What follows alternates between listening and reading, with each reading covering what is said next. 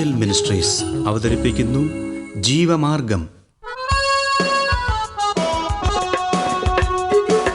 സർവലോകവും നേടിയാലും സമ്പത്ത് കുന്നുപോൽ കൂട്ടിയാലും ജുർമിക്കും ലോകത്തിൽ വാഴും. ജീവമാർഗം പ്രോഗ്രാമിലേക്ക് ഏവർക്കും സ്വാഗതം. ഇന്ന് നമ്മോട് ദൈവവചനത്തിൽ നിന്ന് സംസാരിക്കുന്നത് ബ്രദർ ഐപ്പ് ചെറിയാൻ, ബാംഗ്ലൂർ. പ്രാർത്ഥനയോടെ ഈ സന്ദേശം ശ്രവിച്ചാലും. സംഖ്യാപുസ്തകം 20 അധ്യായം അതിൻ്റെ 23 മുതലുള്ള വാക്യങ്ങൾ ഞാൻ വായിക്കുന്നു. ഏദോം ദേശത്തിന്റെ അതിരിങ്കിലുള്ള ഹോർ പർവ്വതത്തിൽ വെച്ച് യഹോവ മോശയോടും അഹരോനോടും അരുളി ചെയ്തത്: അഹരോൻ തന്റെ ജനത്തോട് ചേരും. കലഹജലത്തിങ്കൽ നിങ്ങൾ എന്റെ കൽപ്പന മറുത്തതുകൊണ്ട് ഞാൻ ഇസ്രായേൽ മക്കൾക്ക് കൊടുത്തിരിക്കുന്ന ദേശത്തേക്ക് അവൻ കടക്കയില്ല. അഹ്റോനെയും അവന്റെ മകനായ എലയാസറിനെയും കൂട്ടി അവരെ ഹോർ പർവ്വതത്തിൽ കൊണ്ടുവന്ന് അഹ്റോന്റെ വസ്ത്രമൂരി അവന്റെ മകനായ എലയാസറിനെ ധരിപ്പിക്കണം. അഹ്റോൻ അവിടെ വെച്ച് മരിച്ച് തന്റെ ജനത്തോട് ചേരും. യഹോവ കൽപ്പിച്ചതുപോലെ മോശ ചെയ്ത് സർവ്വസഭയും കാണുകെ അവർ ഹോർ പർവ്വതത്തിൽ കയറി. മോശ അഹ്റോന്റെ വസ്ത്രമൂരി അവന്റെ മകനായ എലയാസറിനെ ധരിപ്പിച്ചു. അഹ്റോൻ അവിടെ പർവ്വതത്തിന്റെ മുകളിൽ വെച്ച് മരിച്ചു. മോശയും എലയാസറും പർവ്വതത്തിൽ നിന്ന് ഇറങ്ങി വന്നു. അഹ്റോൻ മരിച്ചുപോയെന്ന് സഭയെല്ലാം അറിഞ്ഞപ്പോൾ ഇസ്രായേൽ ഗ്രഹം ഒക്കെയും അഹ്റോനെക്കുറിച്ച് 30 ദിവസം വിലപിച്ചുകൊണ്ടിരുന്നു. സംഖ്യാപുസ്തകം 20 അധ്യായത്തിൽ ഇസ്രായേലിൻ്റെ നേതാക്കന്മാരുടെ മരണത്തെക്കുറിച്ച് പറയുന്നുണ്ട്. അഹരോൻ മരിക്കുന്നതിന് മുമ്പ് തന്നെ അവൻ മരിക്കാൻ പോവുകയാണ് എന്ന് ദൈവം പറഞ്ഞു.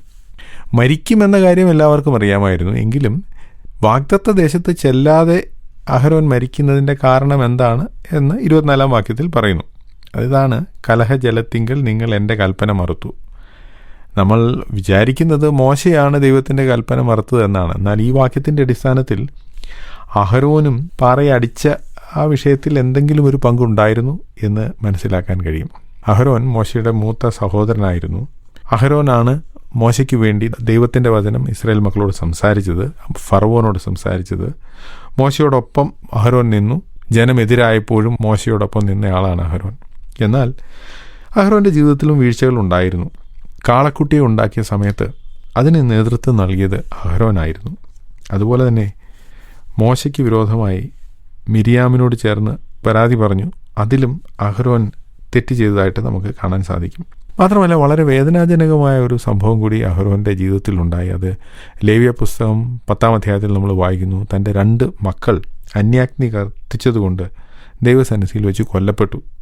ആ സമയത്തൊന്നും കരയാൻ പോലും സാധിക്കാതെ അഹ്റോന് നിൽക്കേണ്ടി വന്നു. കാരണം മഹാപുരോഹിതനായിരുന്നു.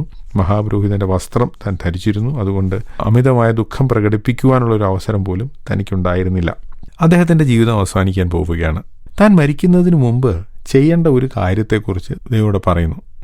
അഹ്റോൻ്റെ വസ്ത്രമൂരി അവൻ്റെ മകനായ എലയാസറിനെ ധരിപ്പിക്കണം. കാരണം അഹ്റോൻ ധരിക്കുന്നത് പുരോഹിതൻ്റെ വസ്ത്രമാണ്. ദൈവത്തിന് വിശുദ്ധമെന്ന് എഴുതിയിരിക്കുന്നതും ഇസ്രായേൽ മക്കളുടെ പേരുകൾ കൊത്തിവെച്ചിരിക്കുന്ന കല്ലുകൾ പതിപ്പിച്ചതുമൊക്കെയായ വളരെ വിലപിടിപ്പുള്ള ദൈവസന്നിധിയിൽ ധരിക്കേണ്ട വസ്ത്രം.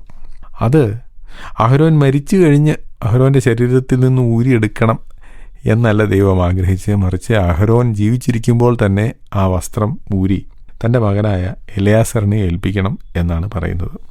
ഇതിനെ ഒന്ന് ആത്മീയവൽക്കരിക്കാനൊന്നും ശ്രമിക്കുന്നില്ലെങ്കിലും ഇത് പറയാതിരിക്കാൻ നിവൃത്തിയില്ല. കാരണം ദൈവം ഏൽപ്പിച്ചിരിക്കുന്ന പല ശുശ്രൂഷകളും ആളുകൾ ആ ശുശ്രൂഷ ചെയ്തുകൊണ്ടിരിക്കുമ്പോൾ അവർക്ക് ശേഷം അത് ആര് ചെയ്യും എന്ന കാര്യത്തെക്കുറിച്ച് ചിന്തിക്കണം.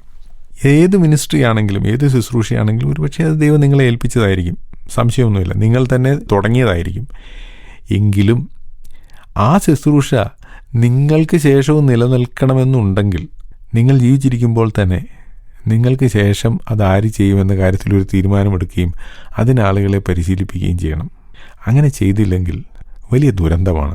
കാരണം നാം ഒരു നേതൃസ്ഥാനത്തിരിക്കുമ്പോൾ നമുക്ക് ആരോഗ്യമുണ്ടായിരിക്കും. ആരോഗ്യമുള്ള സമയത്ത് തന്നെ ഇതിനൊരു സക്സഷൻ പ്ലാൻ ഉണ്ടാക്കണം. ഇല്ലെങ്കിൽ ഞാൻ മരിക്കുന്നത് വരെ ഈ സ്ഥാനത്ത് തന്നെ തുടരും എന്ന ഒരു മനോഭാവം വെച്ചാൽ അത് ശരിയല്ല. കാരണം പ്രായമാകുമ്പോൾ ആളുകൾക്ക് ശാരീരികമായ ബലഹീനതകളുണ്ടാകും. സഭയിലെ ശുശ്രൂഷയാണെങ്കിലും മറ്റെന്ത് ശുശ്രൂഷയാണെങ്കിലും അതിന് അല്പമൊക്കെ ആരോഗ്യവും ആവശ്യമാണല്ലോ.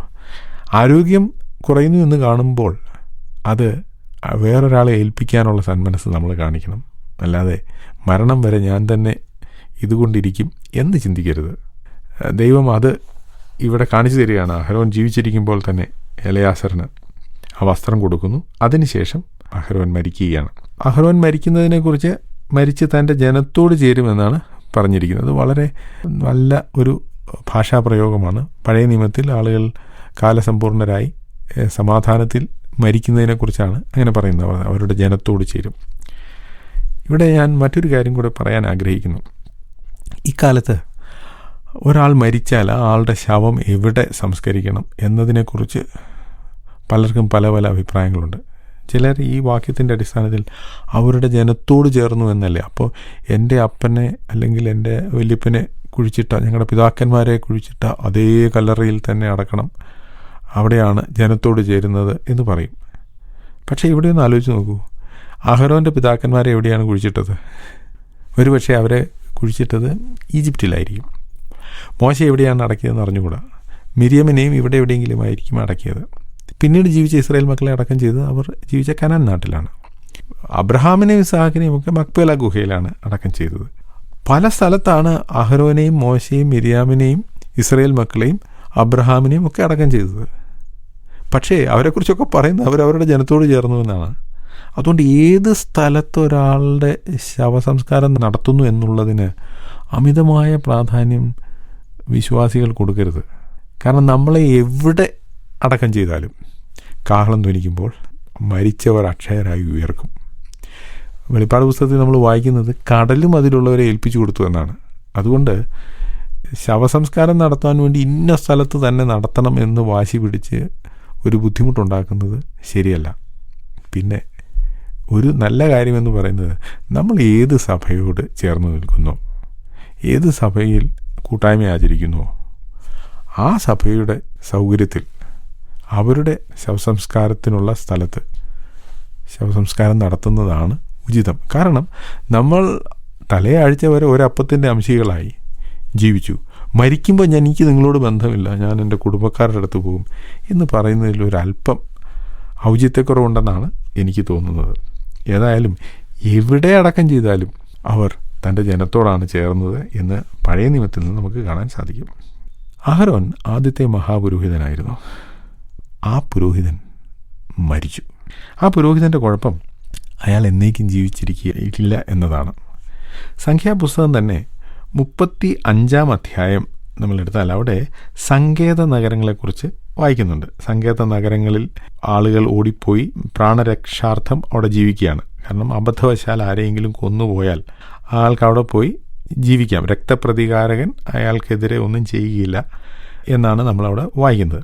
എന്നാൽ സംഖ്യാപുസ്തകം ഈ 35 അധ്യായത്തിൻ്റെ 25 വാക്യത്തിൽ കൊല ചെയ്തവനെ സഭ രക്തപ്രതികാരകൻ്റെ കയ്യിൽ നിന്ന് രക്ഷിക്കണം, അവൻ ഓടിപ്പോയിരുന്ന സങ്കേത നഗരത്തിലേക്ക് അവനെ മടക്കി അയക്കണം, വിശുദ്ധ തൈലത്താൽ അഭിഷിക്തനായ മഹാപുരോഹിതൻ്റെ മരണം വരെ അവൻ അവിടെ പാർക്കണം. മഹാപുരോഹിതൻ്റെ മരണം വരെ ഇയാൾക്ക് ഈ സങ്കേത നഗരത്തിൽ സുരക്ഷിതമായി താമസിക്കാം.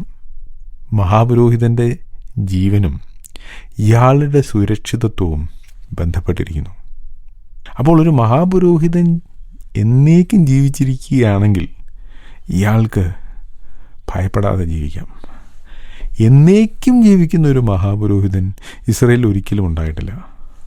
അവരുടെ മഹാപുരോഹിതന്മാരെല്ലാം മരണം വഴിയായി നീക്കപ്പെട്ടു. എന്നാൽ നീക്കം വരാത്ത ഒരു മഹാപുരോഹിതനെക്കുറിച്ച് നമ്മൾ പുതിയ നിയമത്തിൽ വായിക്കുന്നുണ്ട്.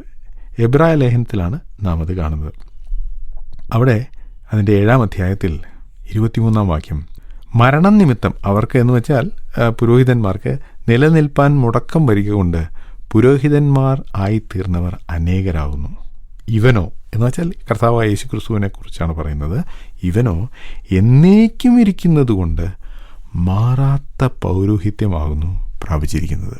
ഇത് വലിയ ഒരു അനുഗ്രഹമാണ്. 25 വാക്യത്തിൽ നമ്മൾ വായിക്കുന്നത്, അതുകൊണ്ട് താൻ മുഖാന്തരമായി ദൈവത്തോട് അടുക്കുന്നവർക്ക് വേണ്ടി പക്ഷവാദം ചെയ്യുവാൻ സദാ ജീവിക്കുന്നവനാകയാൽ അവരെ പൂർണ്ണമായി രക്ഷിപ്പാൻ അവൻ പ്രാപ്തനാകുന്നു.